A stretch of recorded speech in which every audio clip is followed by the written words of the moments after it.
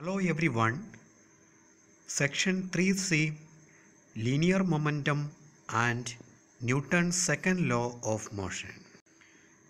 We will start this section with the first topic, linear momentum. The first topic, linear momentum. What is meant by linear momentum? Consider the real life example of a moving body. We know that the force required to stop a moving body depends on two factors. First, the mass of the body.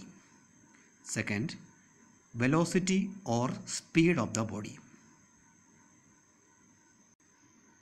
The product of mass and velocity of a moving body is known as linear momentum. The term linear momentum is denoted by P, and the equation is given as P is equal to m into V. M stands for mass and V stands for velocity.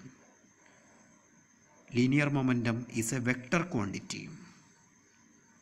Its SI unit is kg meter per second and its CGS unit is gram centimeter per second.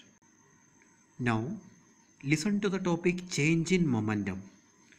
How the momentum of a body changes? When a body increase or decrease its velocity, its momentum changes, because we know that the mass of the body during its motion remains a constant. Here the symbol delta indicates change. So we can denote delta P for change in momentum, and delta P is equal to delta of m into V. As we know that the mass of a moving body remains constant, the mass will not change and the velocity of the body only can change. So we can write delta P is equal to m into delta V. But there exists an exceptional case, that is for the motion of atomic particles. In the case of atomic particles, we know that atomic particles are almost moving with a velocity which is equal to the velocity of light, that is 3 into 10 power 8 meter per second. During the motion of atomic particles with a very high speed, its mass does not remain constant. It means mass of the particles increases with increase in velocity. This can be shown by an equation m is equal to m0 divided by square root of 1 minus v by c square. Here m0 stands for the initial mass of the atomic particles at rest. V stands for speed or velocity of atomic particles.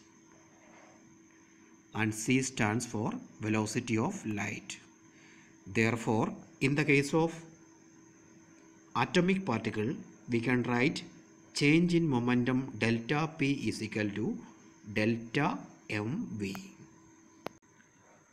Come to the next topic, rate of change in momentum. What is meant by rate of change in momentum? Is the change in momentum with the time. Consider a real life example of a body moving with an initial velocity u and change its velocity to a final velocity v. M stands for the mass of the body. Then we can write the initial momentum of the body P1 is equal to m into u and the final momentum P2 is equal to m into v. Then what will be the change in momentum?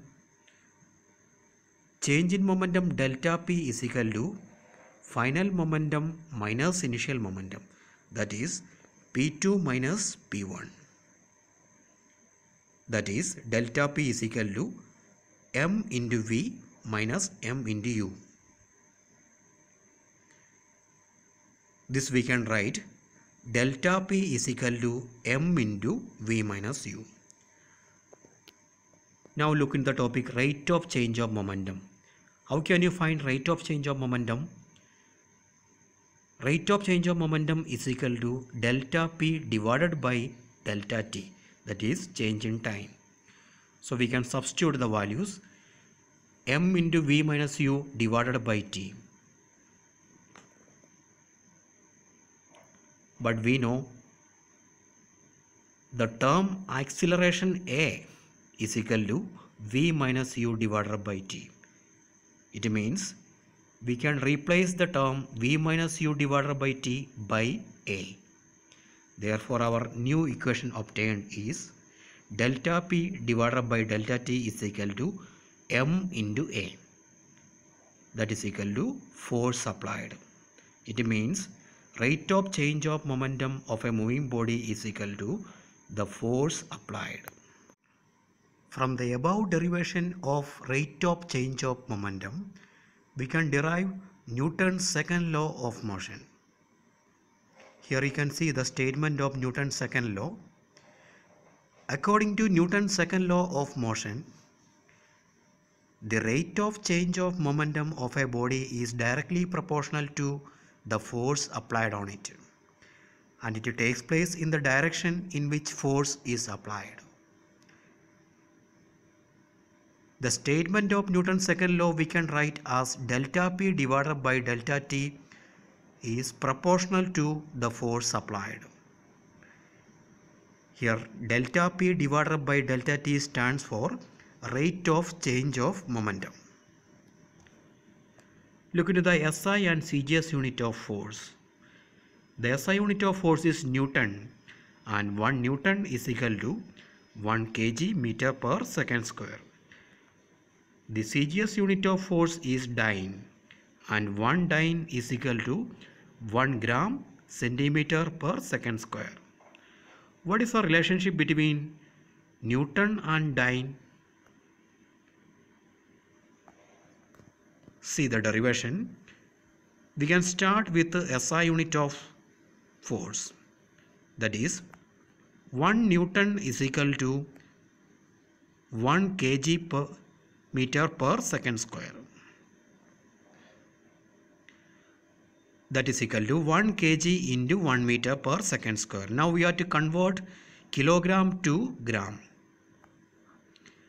We know 1 kg is equal to 1000 gram, and 1 meter per second square is equal to 100 centimeter per second square.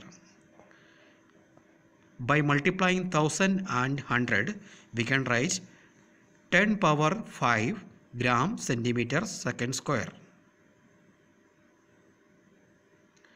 Therefore, 1 Newton is equal to 10 raised to 5 dyne. Thank you.